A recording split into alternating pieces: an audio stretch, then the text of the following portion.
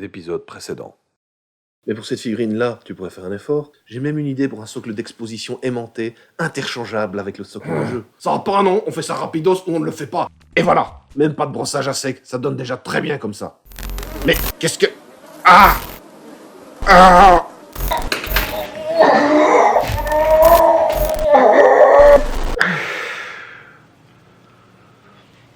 Je lui avais dit que je me laisserais pas faire.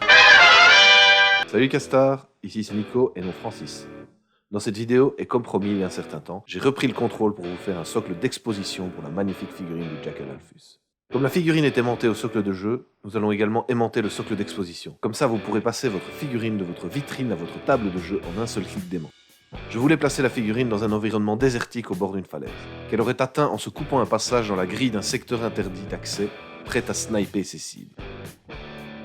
Commençons par la base de notre socle. J'ai pris une planche de balsa dans un magasin de modélisme, c'est du 1 mm d'épaisseur. Comme vous le voyez, je définis la taille qu'aura le socle basée sur la taille de la figurine, qui ici n'était même pas encore totalement montée. Je découpe au cutter la forme voulue. Ensuite, je prends du polystyrène extrudé, trouvable en magasin de bricolage pour l'isolation. C'est en général de grandes plaques, mais ça ne coûte pas très cher. Préférez le polystyrène extrudé à la version expansée. Moins cher, mais beaucoup plus chiante à couper. Ça laisse plein de petites miettes partout si vous n'utilisez pas un outil de découpage chaud, ce que je n'avais pas sous la main.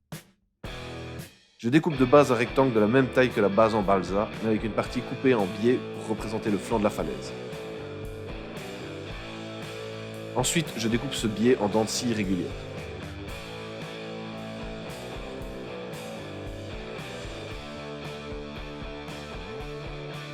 Ce polystyrène a la surface texturée en losange, ça me fait pas être très naturel. J'ai dû retirer cette texture sur la face visible à l'aide d'un cutter.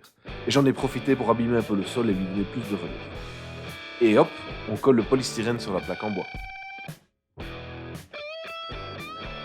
On retourne le tout et on place un objet lourd, ici un rocher, mais un dictionnaire ou un gros livre feront parfaitement l'affaire, pour que le séchage se passe sans souci.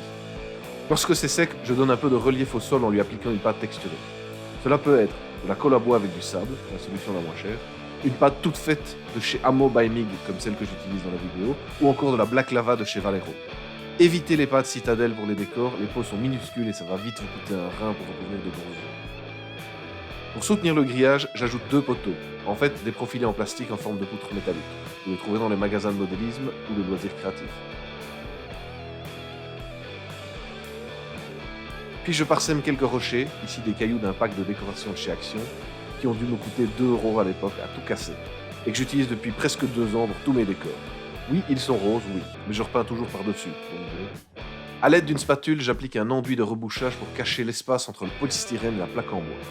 Vous en trouverez dans votre magasin de bricolage favori, ou encore, pas cher, chez Action, qui est décidément le paradis du matériel détourné pour le modélisme.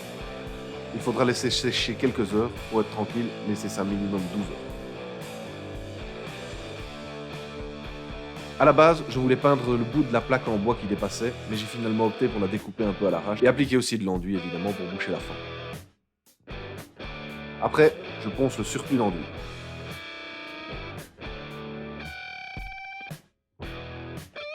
Passons à la peinture. La couche de base, c'est du Dumble Brown de chez Citadel, bien dilué à l'eau, auquel j'ajoute du pigment All Rust de chez Valero.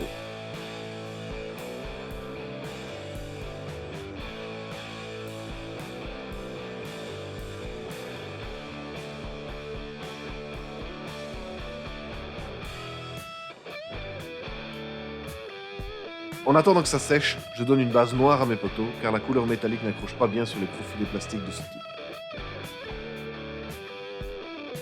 Quand c'est sec, j'applique un petit jus à base de Strong Tone de chez Army Painter et de médium de dilution. Vous pouvez utiliser de l'eau aussi si vous en avez. Le but est d'assombrir principalement les creux et la base des rochers, mais n'hésitez pas à mettre une bonne couche quand même.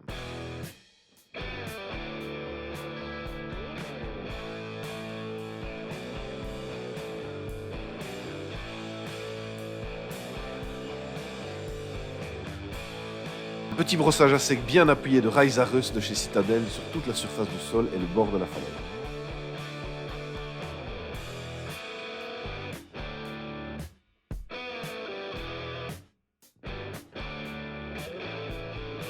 Un second brossage à sec plus léger de Tyrant Skull.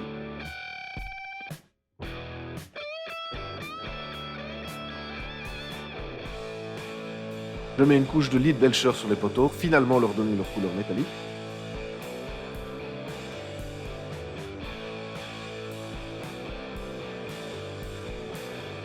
Je perce un trou que je remplis de colle à bois pour placer l'aimant. Attention à ne pas le passer trop profond les castors, sinon l'aimantation ne se fera pas bien. Ensuite je coupe et je plie le grillage. Vous pourrez en trouver à un prix abordable dans tous les magasins de modélisme. Et je colle la grille à la supérieure. Quand la colle est sèche, je passe une couche légère de Typhus Corrosion sur la grille et les poteaux pour éviter qu'on ait l'impression qu'ils viennent d'être posés une demi-heure plus tôt. Il faut leur donner une âme à ces petits. Pour info, je n'ai pas peint la grille en Lead Belcher ou autre couleur pour la raison suivante. C'est super chiant à appliquer de la peinture sur une grille comme ça, et en plus ça ne change quasi rien. Elle a en fait déjà la bonne couleur de base, et les textures rouille accrochent assez bien sans avoir besoin d'une sous-couche, donc c'est nickel. Je colle quelques touffes d'herbe à droite à gauche pour ajouter un peu de verdure.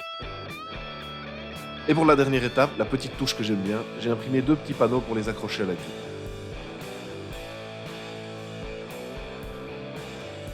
Je les colle à la colle à bois sur du plasticard.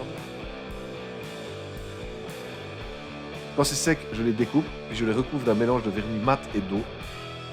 2 couches de Lead Belcher à l'arrière. Puis du Séraphim sépia à l'avant comme à l'arrière pour l'usure et la rouille. Je fais le contour de chaque panneau de manière un peu irrégulière avec du Lead Belcher pour simuler la peinture qui s'écaille sur les bords sans trop se prendre la tête. Vous pouvez aussi ajouter des points de Lead Belcher à droite à gauche sur les panneaux. Puis il suffit de les coller. Et voilà le travail. C'est-il pas la classe comme socle à mettre dans votre vitrine? Moi je dis que si. Et contrairement à ce que pense Francis, c'est jamais du temps perdu quand ça donne aussi bien. Allez, je lui laisse la main pour quelque temps. À ciao, bon samedi les castards.